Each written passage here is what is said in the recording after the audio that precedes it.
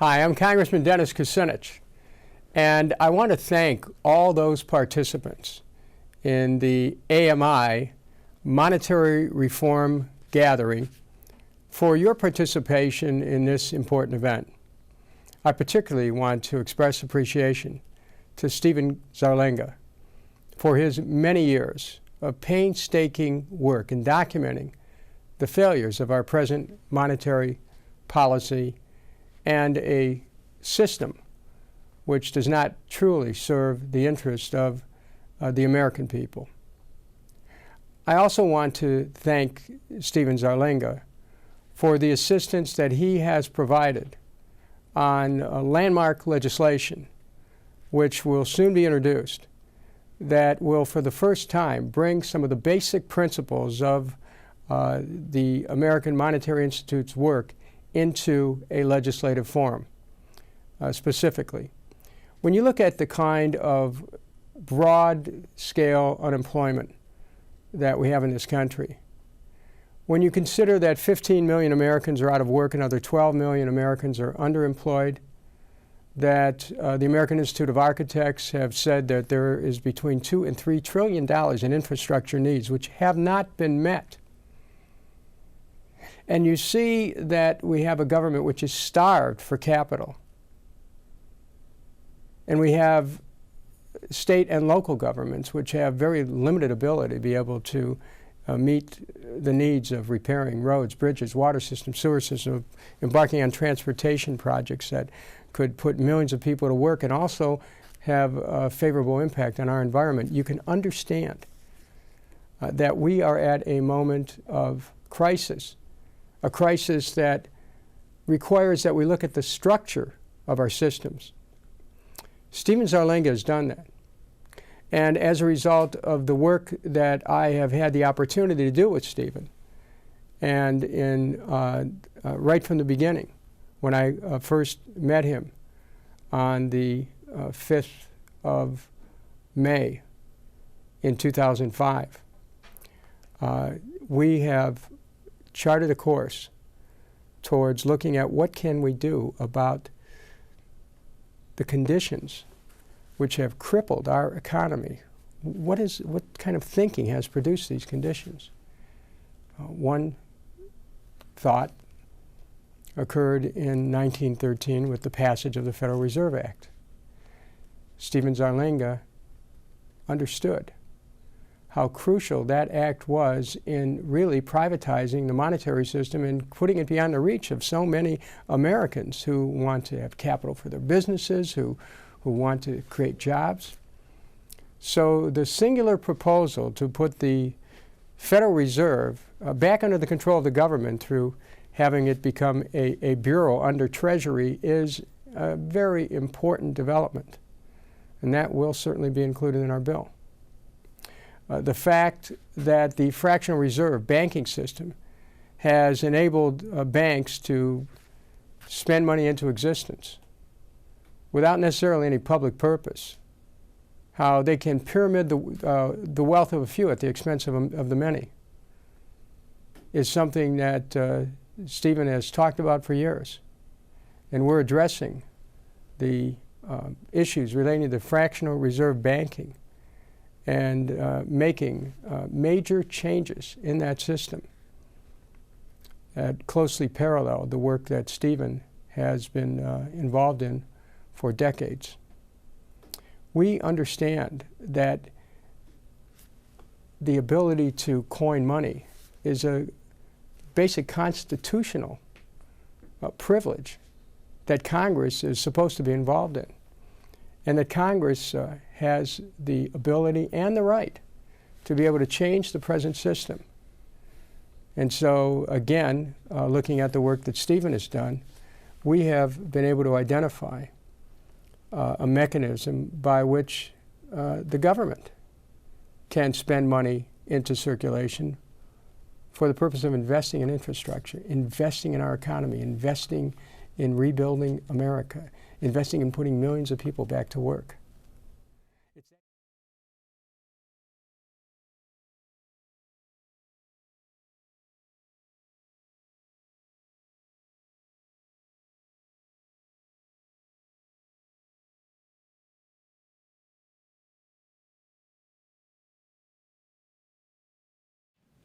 We saw the society's concept of money, how society regards and defines money, determines whether it's going to be privately controlled to enrich the few or publicly controlled to potentially benefit the whole society for the common good. For example, define money as wealth, say gold.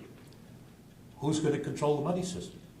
People with the wealth, people with the gold. It's not necessarily the government or the society as represented through the government. Define money as bank credits, as our present banking money system now does in terms of what serves for money in our society, and the bankers are going to be dominating and in control. Define money the way Aristotle did, as an abstract legal power based in law. He did this with one sentence. Money exists not by nature, but by law. And it's in our power, second sentence, to change it and make it useless. He didn't say worthless, he said useless, to demonetize it. Now,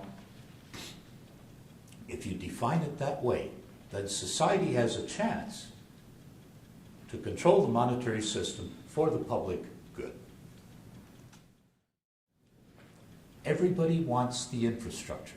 Nobody will say, oh no, I'm against infrastructure, I'm against modernization, I'm against the best kind of technology we can use for energy. What they say is, well, we can't afford it. The Act gives them the way to pay for it. They can't afford it.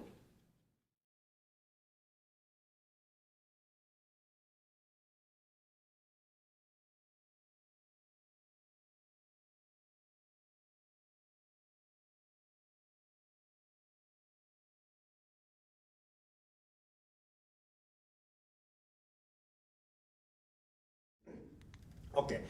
Idea is very simple. Okay, let's put this one. This is Japanese. Oh, it's want to go. Okay, sorry. Okay. Idea is very simple. From now on, you'll see a lot of diagrams, stock and inflow and outflow.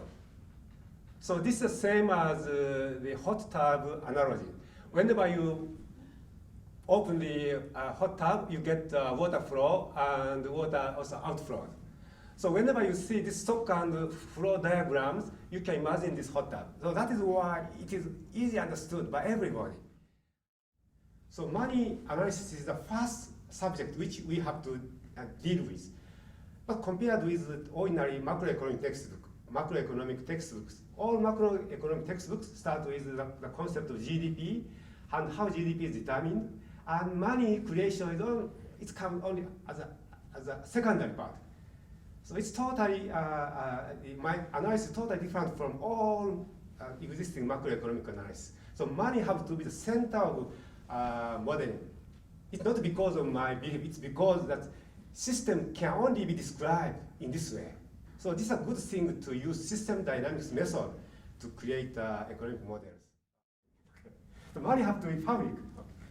So whenever the government print money, it becomes the asset of, we call it seniority asset.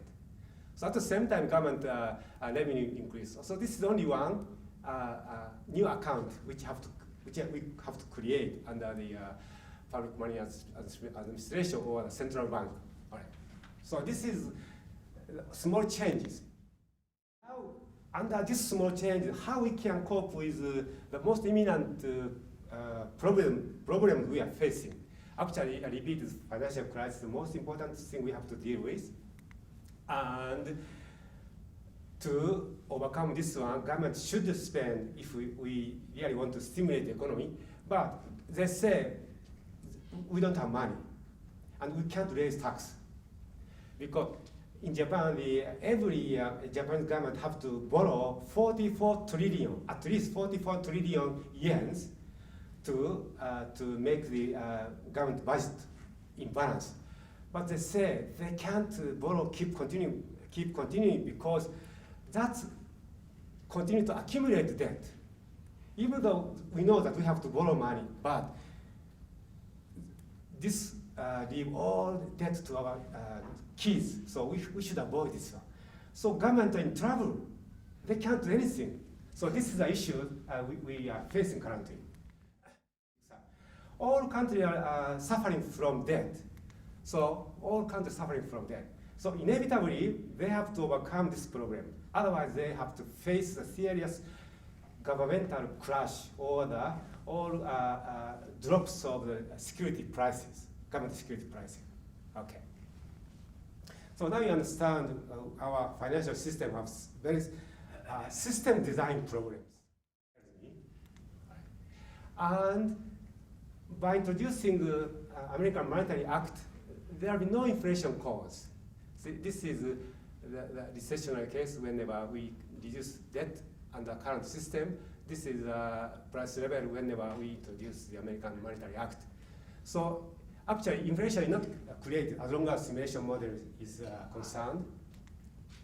So no inflation is created. Okay. So it's a good thing, right? We can reduce debt and we can attain higher economic growth and no inflation is observed if we introduce American Monetary Act.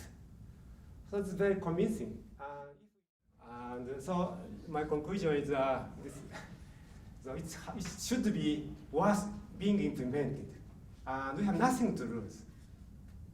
And as I said, 99% of people have nothing to lose. Only 1% of people may lose something. But 1% people may be saved because this system is very sustainable. Also, it may save themselves. So we can convince them. So this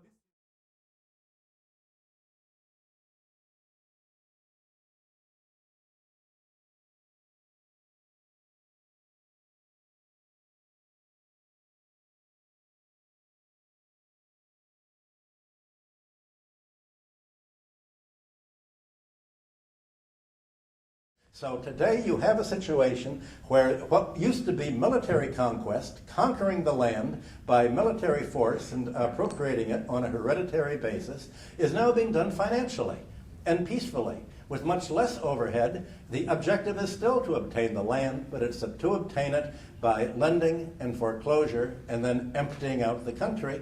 And that is what's happening not only in Latvia, it's happening in Iceland, it's happening in all of the countries of Europe that are being neoliberalized.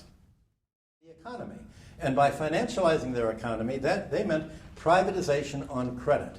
And this privatization is what banks have been lending out the money for the last 30 years, really since 1980. From Latin America to Asia to Africa, it's essentially to lend foreign companies the money to buy the public infrastructure from the government at a price where people bid each other, and they bid to pay everything that they can extract from the economy by the infrastructure, by raising the telephone rates, by raising the road rates, by turning the economy into a toll booth, is going to be paid to the banks as interest, and so there's a kind of perverse symbiosis between the privatizers and the banks. Enforced by the World Bank and the IMF, and by the rule that companies can deduct their interest charges from their income tax liability. And that roads, essentially, it's to do to the American economy what the Norman conquerors did to England in the 13th century. All they had to take was the land. Today they can take all of the vast expenditure in public infrastructure that's been built up and essentially put toll booths on it to use the phones, the internet, the roads, the school system where you now have to pay a high tuition, as in Latvia where you didn't used to have to put a pay, so that everybody's income is going to pay economic rent, not wages or profits. And you have an academic economic system that doesn't teach the history of economic thought anymore, so the very concept of economic rent is wiped out. The theory is that everybody gets what they earn, that everything is productive as long as you can pay the banker. And this is what you have to raise the level of abstraction and discussion to if you want to get widespread support beyond your immediate members.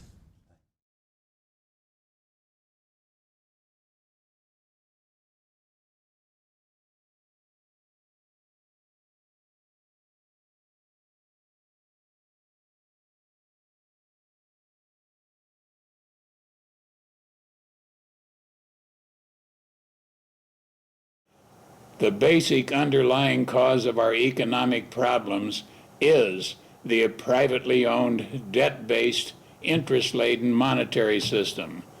This unjust, illegal, and immoral system must be replaced, and replaced quickly.